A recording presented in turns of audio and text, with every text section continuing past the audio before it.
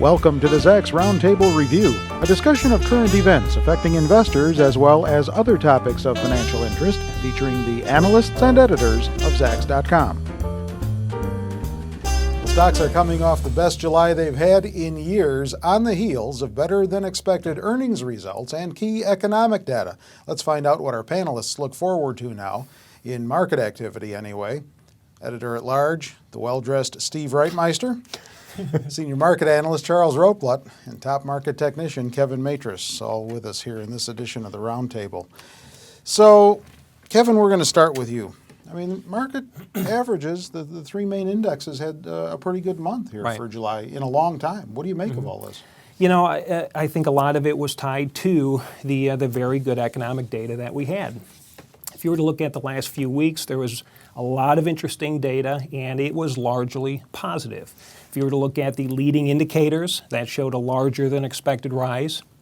And I think that made it 3 months in a row of improvement. If you look at housing starts numbers came in above expectations. That showed back-to-back increases. Home sales were up as well. The one thing that was kind of a little bit disappointing was retail numbers. Retail numbers were kind of flat and kind of a mixed bag. But if you were to look at how the retail numbers had come in prior to the recent flatness, they were coming in very, very strong.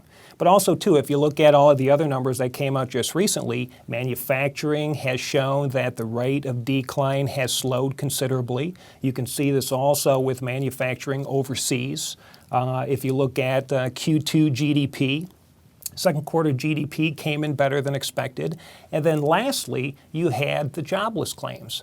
Jobless claims came in better than expected for 4 weeks in a row, and even more importantly, if you look at continuing claims show their very first drop. Now, one report, of course, is not going to create a trend, but that too shows that unemployment seems to be slowing a bit. And I think the market ate this stuff up. You can even see this in the State Street Investor Index. And this basically is tracking how institutional investors are investing. Are they putting more money in stocks or are they putting less money in stocks? And for the last 3 months in a row, you can see that institutional investors have been getting more bullish. And you can see this too with all of these reports that came out. Then you factor in a better than expected earnings season. I think the market reacted very smartly, and it gave us one of the best Julys on record. Charles, what do you think about the investors' willingness to focus in on the good news and cast aside whatever other negatives might be out there? Well, last week was interesting. If you didn't get in Wednesday at 259, you missed out on most of the weekly gains. Now, if you got in July 31st, well, you really did poorly. I mean, the people that made money in July were the people that had dollar cost average, had listened to us all these months and gotten into the market. July is a very strong month. The question really is now, as we start to look forward, though, is this sustainable? And I think what you saw in July was a reaction to really analysts who are overly pessimistic on earnings expectations. We're seeing earnings surprises, positive surprises, top negative surprises by a ratio of nearly 4 to 1. When we look at EPS decline, we're right now running about a median per share decline of around 16.7%. We were looking for a 21% drop. Revenues have not fallen as much as people thought. So all those indicators, things are not as bad as people thought, and all that helped July. But I think it's important for people to understand that a lot of this rally occurred, middle of the month. We have seen volume drop off, and the question really now is, at what point do we get away from this tailwind, and how does that affect the market? So, we did have better than expected news. Things were better than feared throughout July, and that definitely helped the month, and that definitely spurred some buying. Yeah, and the month of August doesn't seem to be starting too shabbily either. Yeah, not bad at all. I think one of the great expressions in investing is that a bull market climbs a wall of worry. Right. So is the wall still in place? Yeah, absolutely. I think it's still there, but it tells you why it's so difficult to comprehend why the market goes up, because there's all this bad news that is generally out there. And so, as Charles pointed out, yes, positive surprises greatly outnumbered negative surprises, but profits were down, what did you say, 16.7. 16%, okay? So you take a look at profits down 16%, and that's, if people want to hang on to bad news, that would certainly be bad news. Okay, profits are down. But it's better than the minus 21%, did you say, Right. that was expected. Okay, so the bull market starts by climbing the wall of worry, and we have climbed up a great deal of height on that wall of worry. And so now, the second quarter, and now with the GDP numbers in, clearly a confirmation of things getting less worse and putting in a place in which to start a rebound. And the market, I think, rightly reacted to that news so far. So Charles, then what do we do as far as looking ahead is concerned? I mean, one of the key reports out this week is going to be Friday's July unemployment numbers that people are going to be keying in on. Right, and we're looking for a slight improvement in non-farm payrolls, probably an increase in unemployment, and I think that's important to realize that even though things are getting better, we're still going to look at unemployment rise, and I think you'll see CFOs continue to be cautious with their spending, really not want to significantly increase spending. And even if you look at today's ISM report, August 3rd, which came out, some of the responses on there were very cautious, and they even talked about the ISM report, how a lot of people responding to the survey were really cautious and didn't really think a recovery was in process, even though the ISM survey itself increased for the 7th consecutive month. And when we look at things like new orders and production, those components actually signal expansion. But I think when you look at the markets, one of the numbers I'm keying in on is not the 1,000 level, which is a lot of people are looking at, can the S&P get above 1,000? But it's really 1,005 because that was a November 4th close, and we haven't seen that level since. So I think that could be a line in the sand. The markets are overbought, and I think when you look at, okay, we had all this positive reaction to second quarter earnings, well, that tailwind's about to dissipate. We got Cisco reporting this week. We have a few other key reports. But then after that, we'll have the retailers, and then there will really be nothing. And the thing is, everyone's expecting the economy to show growth in the second half of the year. So seeing these numbers go from contraction to growth is not going to be unsurprising. It's really what type of growth. And I really think we're looking at a slow recovery.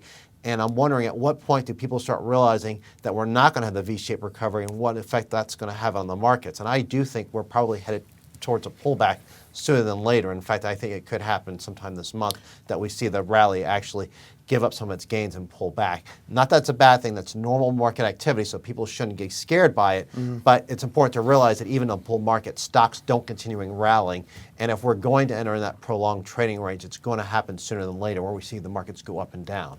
Well, published reports as of this morning are actually showing that the July employment or unemployment report could show the fewest jobs lost since last August. So if the market is in the groove, Kevin, of keying in on the good news, that's got to be the best piece of news out. Yeah, if you get another good report, that makes it 5 weeks in a row. And yeah, I do believe people are going to be looking at the jobless claims, are going to be looking at unemployment, and that does look like it could be a market mover. But to respond to something that Charles said, he said that the market is overbought. Look, the market can remain overbought for quite some time. Just because something is overbought does not necessarily mean it has to go down. But I do think the market has seen a lot of good reports. I think that you're probably going to continue to get better reports moving forward. But I do want to say, I mean, after so many good improving reports, it would not be out of the question to eventually see a report that kind of catches people off guard, or seeing the market pull back after seeing such a spectacular July. But I do think the market's going to continue to try to press on higher and see how high of a price the market can accept. I still think that the Dow has the ability of targeting 10,000, and I think the S&P is realistic to see 1050. The one thing that I think people will be looking at, I think keenly, is going to be consumer confidence. Consumer confidence, while all of these other reports have been coming out nicely, consumer confidence has been surprisingly weak. And with 70% of the GDP tied to consumer spending, people are going to be looking at this pretty closely. So you've got consumer credit coming out on Friday.